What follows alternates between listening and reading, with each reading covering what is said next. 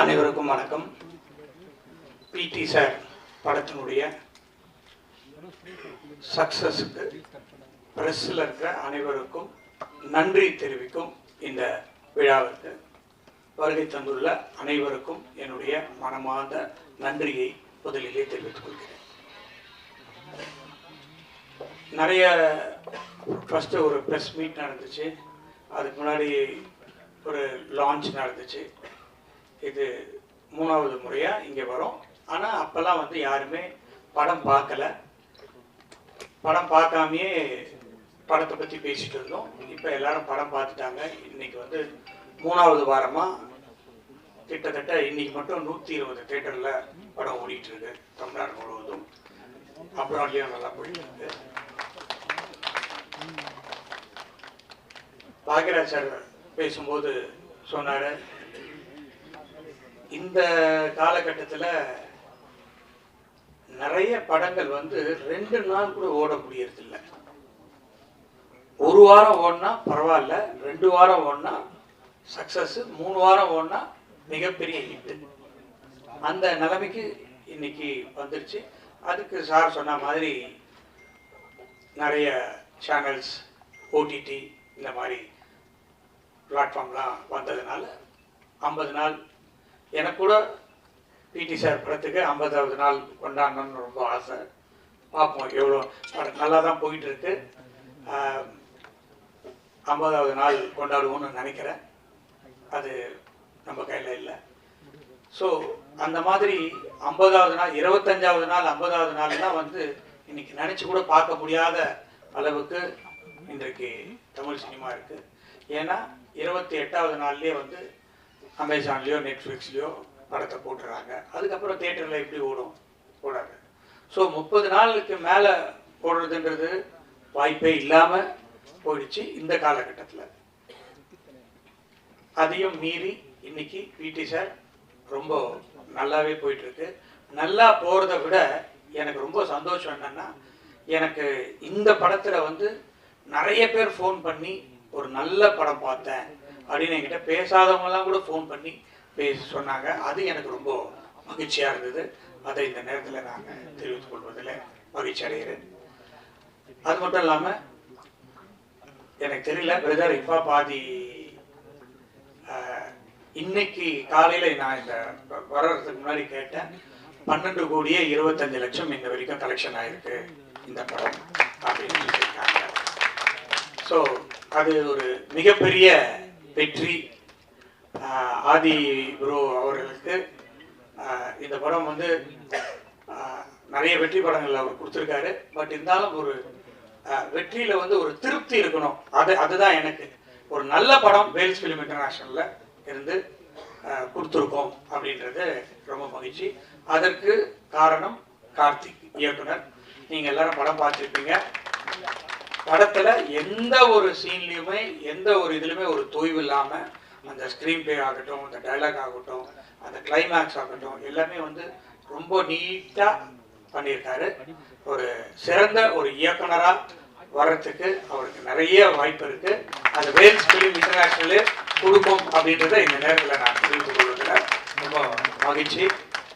அடுத்த படமும் வேல்ஸ் இன்டர்நேஷ்னலில் பண்ணுறாருன்னு நான் ஏற்கனவே அறிவிச்சிருக்கேன். அது மீண்டும் இங்கே வந்து இந்த நேரத்தில் சொல்கிறதுல எனக்கு ரொம்ப மகிழ்ச்சி. இந்த படத்தில் நடித்த அனைவருமே ரொம்ப தத்ரூபமாக, அது கேப்டன் ஆஃப் த ஷிப்புன்னு சொல்கிறது வந்து டைரக்டர் தான் சொல்லுவோம். அந்த டைரக்டர்னால அந்த கேரக்டர்ஸ் எல்லாருமே ரொம்ப நல்லா பண்ணியிருந்தாங்க.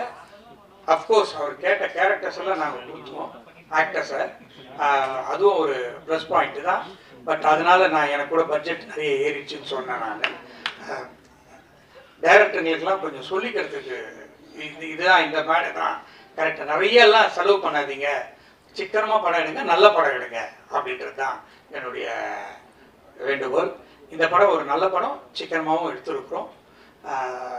ஆர்டிஸ்ட்லாம் நிறைய வந்தவொன்னே அது பெரிய படம் ஆயிடுச்சு. முனிஷ்காந்த் சார் வந்து ஃபர்ஸ்ட் ஹாஃபில் வருவார், ரொம்ப நல்லா காமெடி பண்ணிட்டு போவார். அதே மாதிரி பாண்டியராஜன் சார், தியாகராஜன் சார் ரொம்ப நல்லா நடிச்சிருந்தார். இளவரசி சார் சொல்லவே வேணாம், எல்லா பத்திரிகையிலும் அவரை பற்றி எழுதாத பத்திரிகையே கிடையாது. நான் உண்மையிலேயே இந்த படத்து ரிவ்யூ தான் நான் இது வரைக்கும் நான் ரிவ்யூலாம் படிக்கவே மாட்டேன். பட் இந்த படத்தில் என்னதான் எழுதியிருக்காங்க அப்படின்னு பார்த்தேன். எல்லாருமே ரொம்ப நல்லா எழுதியிருந்தீங்க. உங்களால தான் இன்னைக்கு இந்த படம் இந்த அளவுக்கு ரீச் ஆச்சு. அதுக்கு இன்னொரு முறையும் நான் உங்களுக்கு நன்றி கொள்ள கடமைப்பட்டிருக்கிறேன். ஹைபா பாதி பிரதர் தான் இந்த படத்தை எனக்கு எடுத்துகிட்டு வந்து கொடுத்தாரு. அதில் எனக்கு ஃபஸ்ட்டு படம் அவரோட சேர்ந்து ரொம்ப மகிழ்ச்சியாக இருந்தது. அவரோட சேர்ந்து ஒர்க் பண்ணது நான் வந்து மியூசிக் டைரக்டராக கோமாளின்ற படத்தில் ஒர்க் பண்ணோம். அப்போ எனக்கு அவர் அவ்வளோ பழக்கம் கிடையாது. இந்த படத்தில் ஒரு ஹீரோவாகவும் 25வது மியூசிக் பண்ணியிருக்கிற படமாகவும் இது அமைஞ்சது.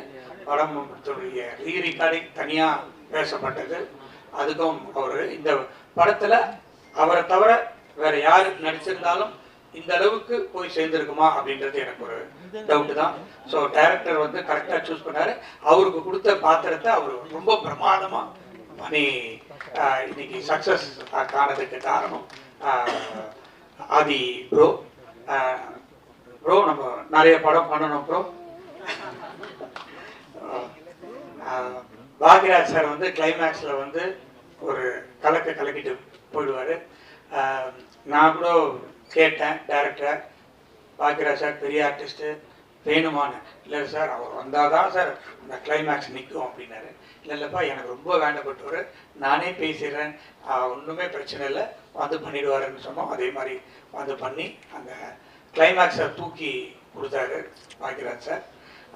கேமராமேன் ரொம்ப அழகாக நல்லா பண்ணியிருந்தாரு.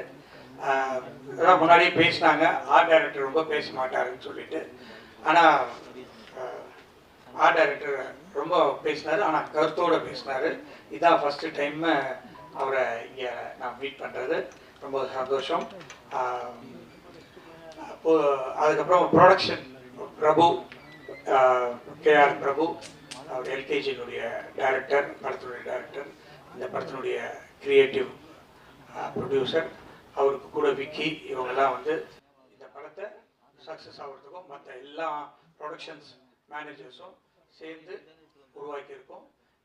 இந்த படத்துலேருந்து இனிமேல் வேல்ஸ் ஃபிலிம் இன்டர்நேஷ்னல் ஒரு நல்ல படங்களை கொடுக்கணும் அப்படின்ற ஒரு பொறுப்பை எனக்கு மக்கள் கொடுத்துருக்காங்க.